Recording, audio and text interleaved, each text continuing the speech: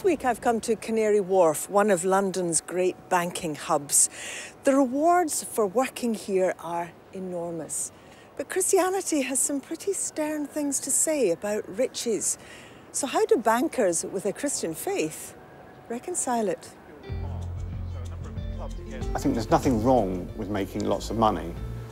And in fact, many of the most successful people in the UK who start companies, those are the people with the most money. And that's actually a good thing because they've provided jobs and so on for the country. But the key question is then, what do we do with that money? And if we keep it for ourselves and we end up with a situation which I agree is shameful, where people are relying on food banks, then there's something wrong. I think that the temptation, Sally, for Christians is that we feel helpless.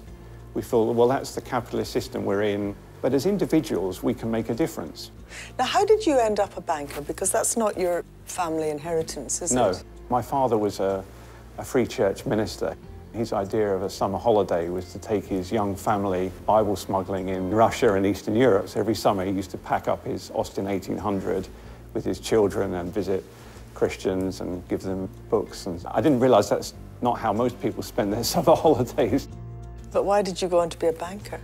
I have to be honest and say that money was not without its attractions. But money can easily become an idol.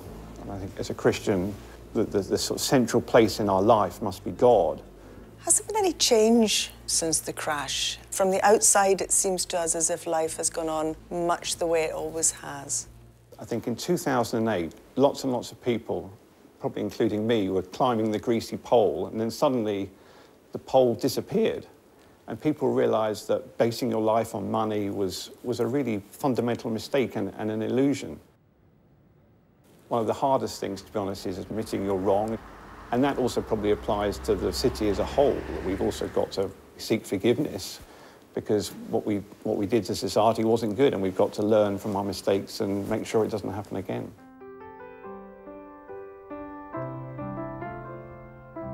Above all powers, above all kings, above all nature and all created things, above all wisdom and all the ways of man, you were here before the world began. Above all kingdoms, above all thrones, above all wonders the world has ever known, above all wealth and treasures of the earth, there's no way to measure what you're worth. Crucified, laid behind the stone, you live to die, rejected and alone like a rose, trampled on the ground. You took the fall, thought of me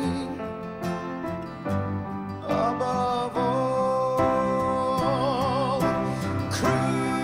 Crucified, laid behind the stone, you live to die, rejected and alone like a rose, trampled on the ground.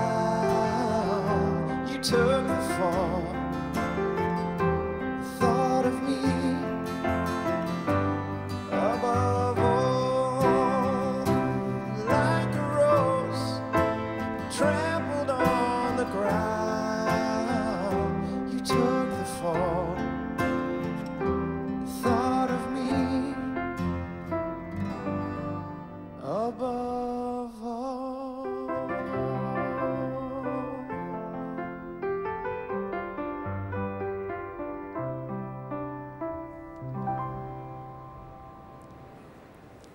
That's almost it for now. Next Sunday, we'll be meeting a man on a world record-breaking mission to play every cathedral organ in the UK.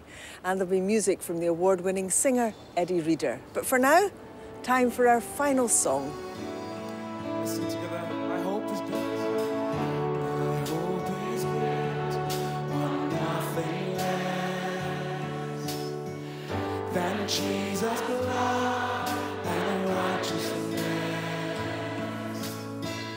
I did not trust the sweetest frame, but only trust in Jesus' name. Christ alone. Christ alone, cornerstone, weak made strong in the Savior's love.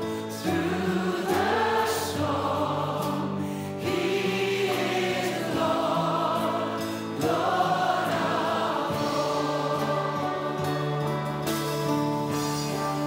When darkness seems to hide His face, seems to hide His face, I rest on His unchanging grace. In every high and stormy day, my anchor holds within the veil. My anchor. My anchor holds within the veil. Christ alone. Christ alone, cornerstone, weak made strong in the Savior's love. Through the storm, He is Lord, Lord of all.